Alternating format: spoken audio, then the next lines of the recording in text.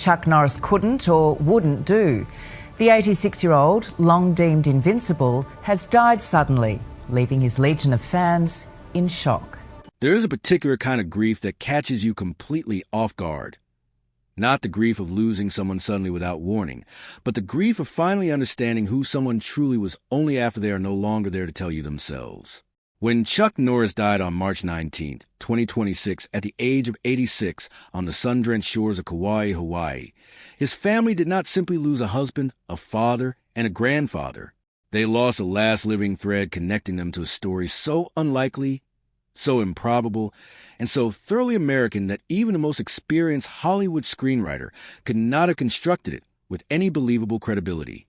And when they gathered in the days that followed to go through what he had left behind, not just the money, not just the properties, not just the various business interests accumulated over 6 decades, but the letters, the memories, the decades of quiet sacrifice and stubborn love that nobody outside that family ever fully witnessed.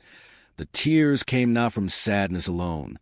They came from the overwhelming and crushing weight of finally realizing just how much this one man had carried, built, protected, and given away without ever once asking for recognition or credit. The world spent years enthusiastically trying to declare Chuck Norris dead before he actually was. Internet hoaxes, Facebook rumors, and YouTube videos all took their turn announcing his passing in fabricated car accidents, invented health crises, and completely fictional tragedies. Each time, he was very much alive, often working out on his Texas ranch, often doing something that a man half his age would genuinely find difficult. 9 days before he actually died, he posted a video of himself throwing punches in the warm Hawaiian sunshine. He wrote 4 words beneath that video: "I don't age. I level up." 9 days later, he was gone, and the internet, which had cried wolf so many times before with such confidence and frequency, fell genuinely and completely silent for the first time. His family issued a short and carefully worded statement in the hours that followed, asking for privacy and declining to share the cause of death with the public. But buried inside that brief and measured statement was one line that stood apart from everything surrounding it. They wrote, "Thank you for loving him." Not simply thank you for watching his movies, though they mentioned that. Not simply thank you for remembering Walker, Texas Ranger, though they said that too. The line they chose to anchor everything else upon was the simplest and most deeply human one they could have selected. Thank you for loving him. That choice tells you something important about what kind of man existed beneath all the roundhouse kicks and the cultural legend. The people who knew him without the myth, who saw him in the quiet and the ordinary and the painful, wanted the world to understand that underneath everything was a man who simply wanted to be loved the way all men want to be loved, not for what he could accomplish, but for who he actually was when nobody was watching. Within hours of the announcement going public, tributes arrived from every direction. Donald Trump posted a statement calling Chuck a great guy and a really good tough cookie. CBS, the same network that fought him aggressively in court over tens of millions of dollars just a few years earlier, issued a warm and glowing tribute. Hollywood, which it often criticized publicly and kept at a deliberate distance throughout much of his career, mourned in one unified voice.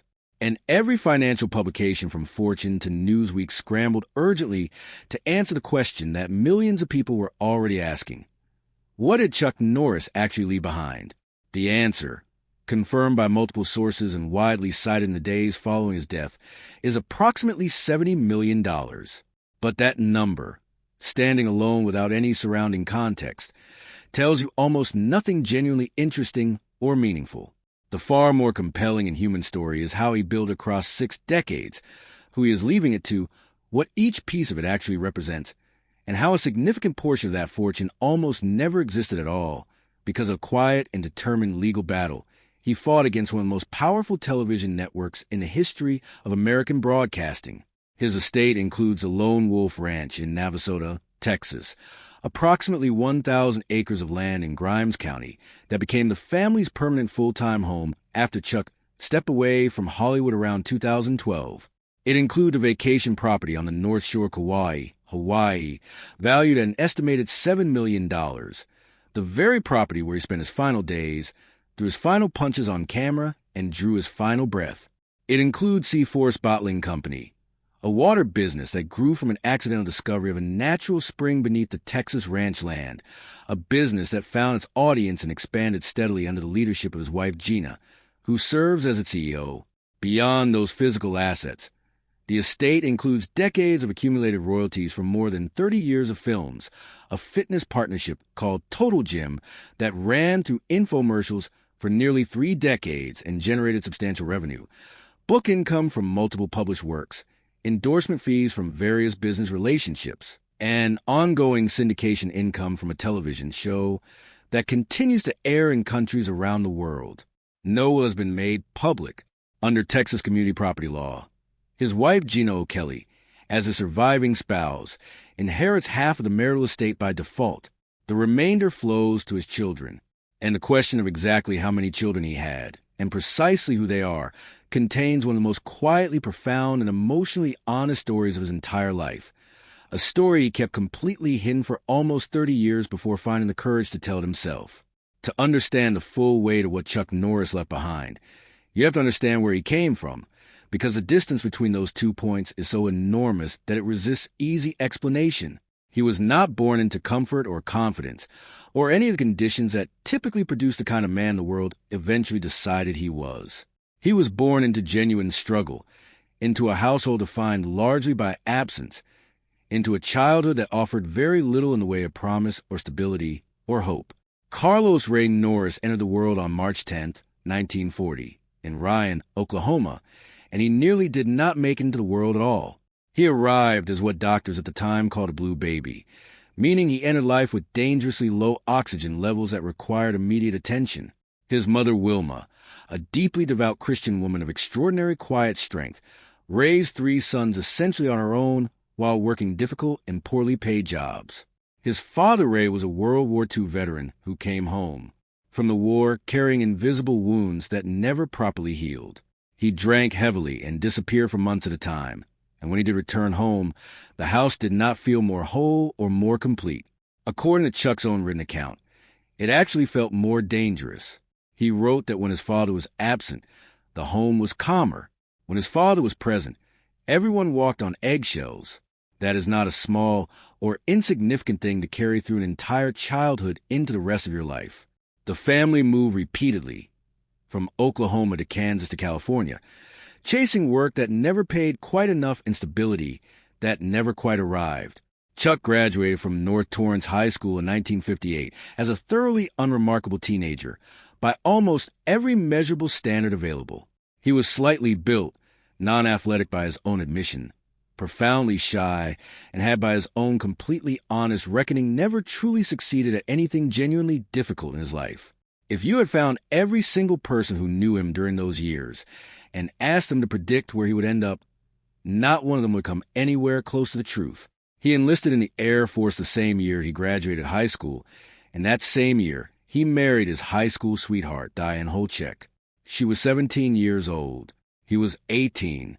The Air Force sent him to Osan Air Base in South Korea, and it was there, in a moment of pure accident and idle curiosity, that everything in his life shifted permanently. He wandered into a Tang Soo Do martial arts class, not because he had a plan or a vision or any particular sense of direction, but simply because it happened to be available. What occurred inside that class over following months changed him at a level that had nothing to do with physical skill and everything to do with identity. He trained under a Korean master named Shin Jae-chul for dedicated hours a day, 5 nights every week. In 13 months, he earned his black belt.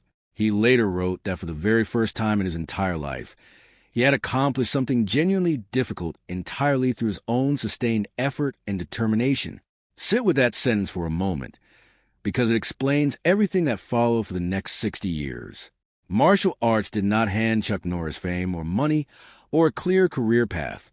It gave him something worth far more than any of those things, the deep and unshakable belief that he was actually capable of hard things. And once a person truly internalizes that belief at their core, they spend the remainder of their life walking deliberately toward difficulty, rather than carefully away from it. When he returned to civilian life in 1962, he tried to become a police officer and was placed on a waiting list with no clear timeline. While he waited, he did the only thing he knew well. He began teaching karate in his parents' backyard, charging modest fees, drawing curious students, and discovering naturally that he had a genuine gift not just for fighting, but for teaching others how to fight. That backyard operation grew steadily and deliberately. Within a few years, he had built a chain of more than 30 karate studios spread across Southern California. His students during this period were not ordinary members of the public. They included Steve McQueen, Priscilla Presley, and Bob Barker. He became a 6-time professional karate champion and claimed the Karate Triple Crown in 1969, accomplishments that would have been more than sufficient to define most people's entire lives and careers. But then, at a tournament in New York City in 1967, something happened that completely redirected the trajectory of everything. Bruce Lee was in the audience that night and tracked Chuck down afterward. The two men began training together regularly in Lee's Los Angeles backyard, meeting consistently for 2 years, exchanging philosophies, pushing each other past their individual limits, debating the nature of combat and discipline and human potential. Both men improved meaningfully because of the friendship. And then Lee called in a favor that changed both of their careers forever. He was directing a film in Rome called Way of the Dragon and needed someone capable of playing the villain in the climactic fight sequence set at the Roman Colosseum. The Italian government had formally denied permission to film there. Lee filmed anyway, over 5 days, without authorization. When Chuck asked who wins the fight between them in the movie, Lee answered with complete directness. He did not want to simply beat the world champion on screen. He wanted to kill the world champion. The film was produced for $130,000 and eventually earned an estimated $130 million worldwide. Chuck Norris became internationally recognized and famous for losing a cinematic fight to a man he openly and consistently called the greatest martial artist who had ever lived. That particular brand of humility, the willingness to be publicly defeated and find the dignity in it, is the kind of thing that builds genuinely lasting careers and lasting respect. When Bruce Lee died in 1973, his widow moved to a house located half a block from the Norris family home. Chuck spent his evenings with the family during that painful period, telling young Brandon Lee stories about his father that nobody else could tell. That loyalty, that consistent willingness to show up for people he cared about in their most difficult moments, was as fundamental to who he was as anything he ever accomplished on screen or in a competition arena. It was a student and friend, Steve McQueen, who finally and firmly pushed him toward a career in acting, telling Chuck directly that he possessed the necessary presence and simply needed to develop the craft around it. Chuck enrolled in acting classes at MGM and began the slow process of learning a new discipline with the same methodical patience he had applied to every difficult thing before it. His first film paid $10,000. When no major studio would agree to distribute his second film, Good Guys Wear Black, he and his producing partners made the unconventional decision to rent the theaters themselves and distribute it independently. That film was shot for $1 million and earned $18 million in return. Hollywood took notice because Hollywood always pays close attention to that particular kind of arithmetic. By 1993, he had completed more than 20 films, cultivated a deeply loyal international audience, and accumulated real money and genuine influence. But he did not yet possess the thing that would transform him from a successful action film actor into a permanent and unmistakable piece of American cultural identity. That thing arrived on April 21st, 1993, when Walker, Texas Ranger, premiered on CBS, and it nearly died before it ever had the chance to truly live. The original production company behind the show, Canon Television, collapsed into bankruptcy during the very first season of production. Only the pilot episode and 2 additional episodes had been completed before the funding entirely disappeared. The show stood moments away from permanent cancellation when the premiere ratings came in from that first Saturday night broadcast. A 16.5 rating and a 27 share, meaning that more than 1/4 of every television set actively in use across the entire country that evening was tuned to a show about a karate-capable Texas Ranger with a deep moral code and a cowboy hat. CBS moved urgently to find replacement production partners, and Walker, Texas Ranger, was rescued from cancellation and given the chance it deserved. What followed across the next 9 years was 203 episodes, 9 complete seasons, and the historical distinction of being the first primetime drama in the entire history of American network television to be filmed entirely within the state of Texas. Chuck did not simply act in the show and collect his fees. He controlled it at a fundamental creative level through his production company Top Kit Productions. He maintained authority over storylines, insisted on moral narratives consistent with his Christian faith, employed his brother Aaron as co-producer, and sang the theme song himself. CBS publicly acknowledged that the Norris brothers delivered 9 consecutive years of production that came in on budget and on schedule, a standard that most major studios and production companies would find extremely difficult to consistently maintain. His contractual deal had been structured with a sophisticated financial awareness of someone who had already learned through experience to protect his own interests carefully. He earned $375,000 per episode and held a 23% stake in all profits generated by the show. Across 203 episodes, his acting fees alone approached $76 million. Syndication then multiplied that figure considerably beyond what the original deal had promised. USA Network paid $750,000 per episode for syndication rights in 1997 alone. The show eventually aired in more than 100 countries simultaneously. Court documents filed during subsequent litigation revealed that total franchise revenue from Walker, Texas Ranger, exceeded $692 million across its full run.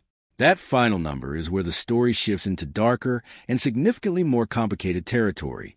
In 2018, Chuck Norris filed a lawsuit against CBS and Sony, alleging they owed him more than $30 million in unpaid profits from the show he had built and delivered with his own hands over 9 years. His legal team documented extensively that CBS had deliberately and systematically structured its streaming and distribution arrangements in ways specifically designed to avoid triggering his contractual participation clause, and had reported zero streaming revenue to him since the year 2004. The case moved through the court system for 5 years before finally being settled in July 2023 for an amount that was never publicly disclosed. Whatever CBS ultimately agreed to pay in order to close that lawsuit and make it disappear is now part of the estate that his grieving family is in the process of inheriting. Chuck Norris built his entire public identity around a very specific and consistent set of values across his career: strength, faith, family, and personal honesty. That image was, by the testimony of nearly everyone who knew him closely, genuinely reflective of who he actually was as a person. But there was one chapter buried inside that carefully maintained identity that he kept completely hidden for almost 30 years. A chapter that revealed not just a capacity for serious personal failure, but far more importantly, his extraordinary capacity for grace and accountability when it mattered most. In August 1962, while awaiting his Air Force discharge in Riverside, California, a 22-year-old Chuck Norris met a woman named Johanna at a bar. He did not tell her that he was already married. Their brief relationship produced a daughter named Dina, born in February 1963. When Johanna discovered the truth about his existing marriage, she raised Dina entirely on her own without any support or contact, eventually marrying another man and building a separate life. When Dina was 16 years old, her mother finally sat her down and told her the truth about her biological father. But alongside that truth, Johanna gave her daughter a specific and firm instruction: do not make contact. He has a wife. He has children. Do not interfere in their lives.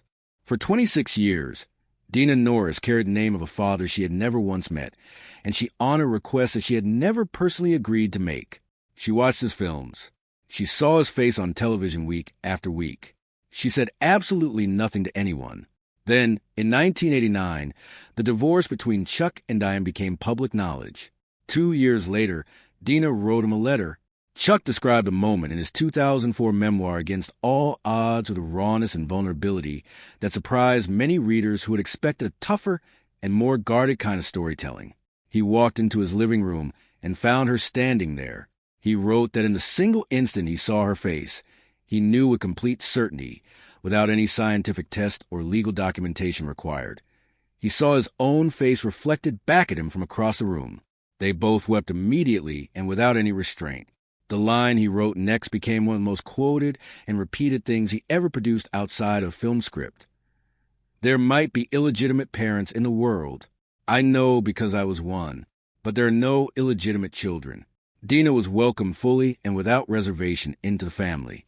In 2015, Chuck posted a vacation photograph taken on Kauai that that included Dina, her husband, and their 2 grandsons enjoying the same island where he would later spend his final days. The photograph was entirely public, and almost nobody noticed it or remarked upon it, because by that point the mist surrounding the man had grown so large and so consuming that the actual human being living inside it had become almost completely invisible to the outside world. He had 5 children in total across his life. His son Mike became a respected Christian filmmaker. His son Eric became one of Hollywood's most trusted and accomplished stunt coordinators and claimed a NASCAR championship in 2002. His twin children with Gina, Dakota, and Danny Lee were born in 2001 and grew up on the Texas ranch, now 24 years old. And Dina, the daughter he did not know existed for the first 3 decades of her life, proved more clearly than anything else that the man behind the enduring legend was more complicated, more genuinely wounded, and ultimately far more human than any film role or internet meme had ever allowed him to honestly appear. In late 2012, his wife Gina underwent 3 MRI scans within 8 days to evaluate rheumatoid arthritis. Each scan required an injection of a gadolinium-based contrast agent, a substance used routinely in medical imaging and designed by its manufacturers to pass harmlessly through the human body within hours of administration. In Gina's case, it never left her body at all. Within hours of the first injection, she described feeling as though her entire body was on fire from the inside, as if acid had been introduced directly into her veins. She was rushed to emergency rooms multiple nights in succession. Her symptoms escalated into constant burning, sensations throughout her entire body, violent uncontrollable tremors, measurable kidney damage, complete loss of function in her left arm, significant cognitive deterioration, and muscle damage so severe and progressive that she eventually could only tolerate baby food as nutrition. Doctors tested her for cancer, ALS, Parkinson's disease, and multiple sclerosis in succession. Every single result came back negative. Gina conducted her own research with methodical determination and concluded that the gadolinium had deposited permanently in her tissues and was poisoning her continuously from within. When she presented this conclusion to her Houston medical team with clarity and directness, they dismissed her entirely. Chuck Norris, the man who had spent his entire public career playing characters who solved every problem through decisive physical action, faced a problem that no amount of force or determination could directly touch. He contacted an integrative physician in Reno, rented a private aircraft with a paramedic on board, and transported his wife across the country for chelation therapy. Medical testing at the new facility confirmed that her gadolinium levels were, in the treating physician's own professional words, literally off the charts. Chuck slept on a couch beside her hospital bed for 5 consecutive months. He read her 17 books aloud during that period. He flew her to China for stem cell treatments when domestic options appeared exhausted. He spent an estimated $1.5 million of his personal money fighting for her survival, and he subsequently filed a lawsuit against the manufacturers of the contrast agent he believed had caused her devastating illness. Gina survived. In the years that followed her recovery, she stepped fully into the leadership of C-Force Bottling Company, eventually securing and holding a controlling 51% stake as its chief executive officer. The water company that had grown from a chance discovery beneath their Texas ranch became, in every meaningful sense, her company as much as his. When Chuck Norris died on March 19, 2026, Gina held a controlling stake in the business regardless of how any other portion of the broader estate might ultimately be divided among the family. He had structured it that way deliberately, because he had spent 5 months sleeping on a hospital couch to keep her alive, and he was not going to leave her without something solid to stand on after he was gone. In the final stretch of his life, Chuck Norris experienced a concentration of loss that would have broken many people far younger and far less tested. His mother passed, taken with her the person who had believed in him before he gave the world any particular reason to do so. His first wife died in Holchek, the girl he had married at 18, and beside whom he had built the foundation of everything that came after, died in December 2025 after a prolonged and difficult battle with dementia. Their sons Mike and Eric were present with her until the very end. 3 months later, Chuck followed her. He died on the island he loved, in the home on the North Shore of Kauai that he and Gina had cherished for years, on March 19, 2026. He was 86 years old. the boy from Ryan, Oklahoma, who had nearly died at the moment of his birth, who grew up walking on eggshells in a house that felt safer when his father left, who graduated from high school having never succeeded at anything he considered genuinely difficult, who stumbled into a Korean martial arts class because it simply happened to be available. That boy built a life valued at approximately $70 million, raised 5 children across 2 marriages, and one secret he eventually faced. With honesty and love, stood beside his wife through a medical nightmare that stretched every limit of human devotion, fought a billion-dollar television network in open court and forced it to settle, and left behind a water company, a 1,000-acre Texas ranch, a Hawaiian shoreline, and a family that wept not only because he was gone, but because they finally understood completely and without any remaining uncertainty exactly how large a thing he had been truly was.